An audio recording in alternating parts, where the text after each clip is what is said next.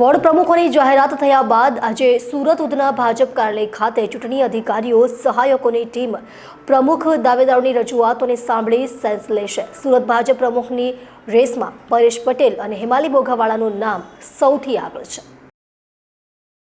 30 ward પ્રમુખો જાહેર કરાયા બાદ હવે શહેર ભાજપ પ્રમુખ માટે આજે ઉધના ભાજપ કાર્યાલયમાં ચૂંટણી અધિકારીઓ સહાયકોની ટીમ દાવેદારોની રજૂઆતોને સાંભળી સેન્સ લેશે।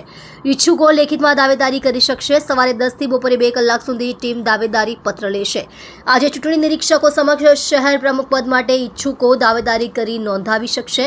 જ્યારે સાંજે શહેર ભાજપ પ્રમુખ સહિતના મુખ્ય હોદ્દેદારો, ધારાસભ્યો, સાંસદ અને અપેક્ષિતો સાથે સંકલન બેઠક પણ યોજાશે, જેમાં દાવેદારી પત્રોમાંથી સર્વાનુમતે નક્કી થયેલ નામોની પેનલના નામોનું લિસ્ટ તૈયાર કરાશે। આ શોર્ટ લિસ્ટને ચૂંટણી અધિકારીઓની પ્રદેશ સ્તરે 6 જાન્યુઆરીએ સંકલન બેઠક યોજાશે, તેમાં રજૂ કરવામાં આવશે। સૂત્રો મુજબ રવિ, સોમ, બાજુ નવા શહેર પ્રમુખની જાહેરાત કરવામાં આવી શકે તેવી શક્યતા પણ હાલ વ્યક્ત કરવામાં આવી રહી છે। શહેર પ્રમુખના સિલેક્શનમાં હું ક્યાંય ઇન્ટરફિયર થવાનો નથી, આ શબ્દ ઉધના કાર્યાલય ખાતે કેન્દ્રીય મંત્રી CR પાટીલે કહ્યા હતા। નવા વરાયેલા 30 વોર્ડ પ્રમુખોનું સન્માન અને નિવૃત્ત થયેલા પૂર્વ વોર્ડ પ્રમુખોના વિદાય સમારંભ યોજાયો હતો।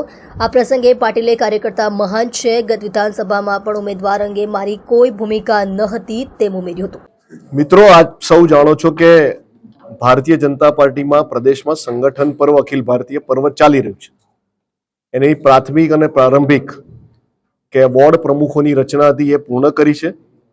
એ પછી આગળના ક્રમમાં એ વોર્ડ પ્રમુખો હવે શહેર અધ્યક્ષ અને શહેર અધ્યક્ષની આગળની પ્રક્રિયા ચાલુ છે। આજે સુરત મહાનગરના અધ્યક્ષને દાવેદારી કરવાના ઉમેદવારો એટલે પાર્ટીના સિનિયર કાર્યકર્તાઓ આજે ફોર્મ ભરવાના છે। આ પ્રક્રિયા આખા પ્રાંતમાં એટલે આખા પ્રદેશમાં આજે સવારથી ચાલુ છે। 4મી તારીખે બધા જિલ્લા અને મહાનગરોમાં। એ પૈકી સુરત મહાનગરની પ્રક્રિયા લગભગ અહીંયા પૂર્ણ થવાઈ છે। સવારે 9:30 આસપાસથી આ પ્રક્રિયા ચાલુ થઈ હતી।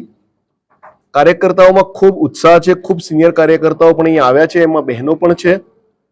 આશરે લગભગ 65ની સંખ્યા ઉમેદવારો એ દાવેદારી મહાનગરના અધ્યક્ષ તરીકે કરી છે।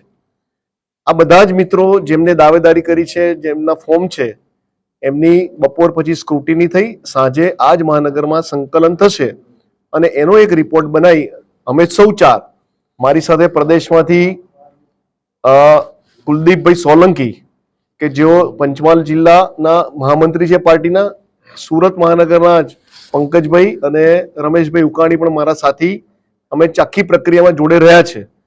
એટલે પ્રમુખની દાવેદારીના ફોર્મની પ્રક્રિયા લગભગ ભરવાની હવે પૂર્ણ થઈ ગઈ છે। મેં કીધું એ પ્રમાણે આશરે 65 ફોર્મ આવ્યા છે।